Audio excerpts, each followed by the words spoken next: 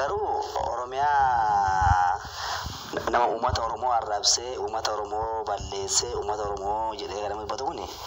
Ashama akkam jirtu kabajamoo hordoftoota keenya jaallatamoo nagaan keessan bakka jirtanitti haa baay'atu jecha YouTube channel kanaan odeeffannoowwan wayitaawaa barsiisa sagalee waaqayyoo fi viidiyoowwan ergaa qaban isiniif dhiyeessina. Tarii channel kanaaf haaraa yoo taatan subscribe godhaa. Viidiyoowwan haaraa yeroo yerootti akka argataniifis mallattoo bilbilaa yookaan beelii banaa godhaa isiniin jenna.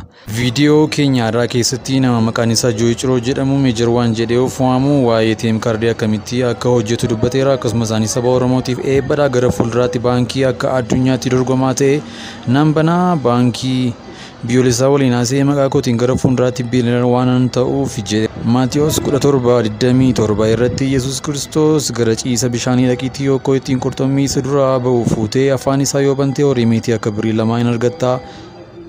Meeticha kana fudhiitii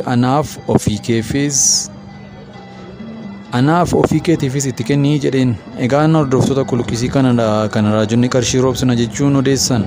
Mee akka Yesuus Maatiyos 17:27 irratti godhe kanatti qarshii akka feene ajajuu ni dandeenya. Viidiyoo kana haga xumuraatti dhaggeeffadhaa. Meejor waan afaan Oromootiin akka armaan gaditti dubbateera.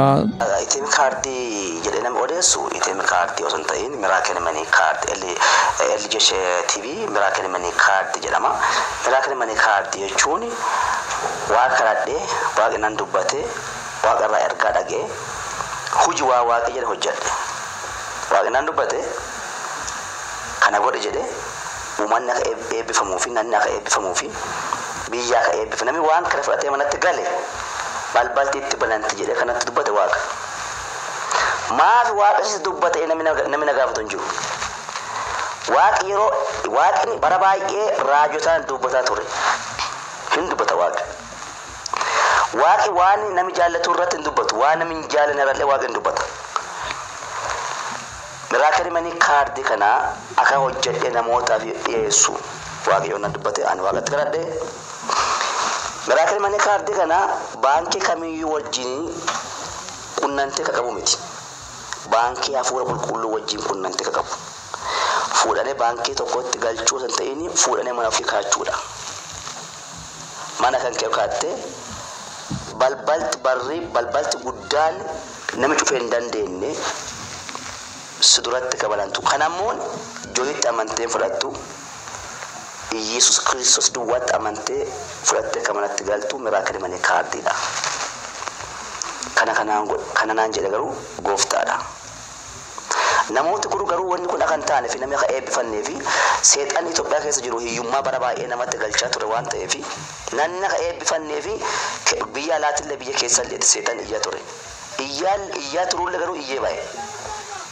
Iyyuullee iyyee baay'e.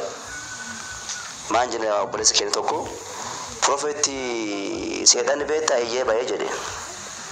Anama baay'ee nagarran beektaa iyyee baay'ee jechuun seexan iyyee baay'e. Kana waan ta'eef sagantaan suni gaafa deddeebi'ellee gaafa arbiin jalqabee haga qadaamee yeroo gaarii yeroo ajaa'ibaa namni baay'ee eebbifame warri LJ Church jaallatu warri dibata kee jaallatu warri waaqa eebbise warri biyya kee keessa jiraatu warri Itoophiyaa keessa jiraatu warri waaqa eebbise hundinuyyuu dhufee sagantaa san gubbatti hirmaateera.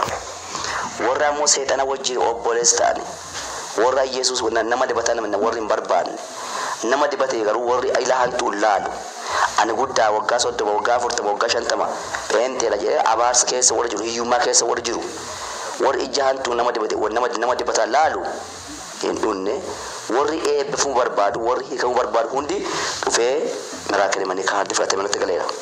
Kana hundumaayyuu kaardii manatti fudhatee yoo galee mana kaatee ulfinni waaqaatti yoo hojii deemu boorsaa waalita keessa qabate deema shaantaa keessa qabate deema waan barbaada keessa godhatee garuu qabatee deema.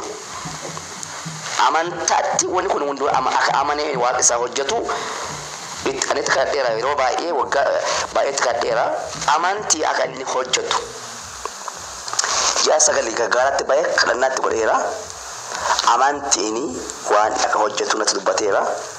achim boda na mitamane waqa tamane hundinuyu warri miracle mani karti fate malatti kale hundumayu balbal tibata kabanantu waqa nandu batera wantef nani afatu garu amane fudate beta arda fudate balbal tibananti kana fojite male banki tigalchu banki kesa gale iralu kana wajini walgayn kabu banki waqa brabicha walgay kabu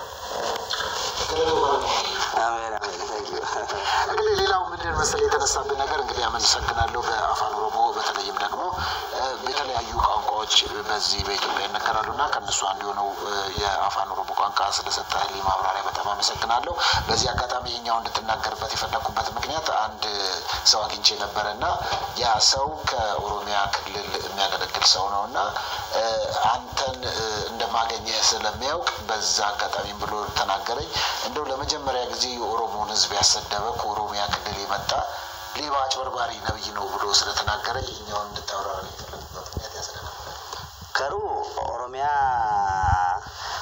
nama ummata oromo arrabse ummata oromo ballese ummata oromo jedhe garame batuni oromo kesa kabiya oromo kesa raji ba etti dibame baera rajin ba en dibame ra wa dibera anamon oromo fi ebada Ethiopia levi ebada ani aka kiyatini biya kiyalle fi saba kiyalle fi tawa oromo tv saba Ethiopia tv saba dunya kana hundumafu ebada hiyumma biyarran balleesun jechu beta rakkina biyarran balleesun bamada abarsa miti jedamana ሰውየው የተናገረ ነገር ሳይሆን ሰማይ የተናገረ ነገር ነው እኔ ለኦሮሞ በረከት ነኝ ለኢትዮጵያ በረከት ነኝ ለዓለምም በረከት ነኝ እንጂ መርገም አይደለም ሰውየው የተናገረ ነገር እሱ ለራሱ ያለው ጋንቹ ቢመረመር ይሻላል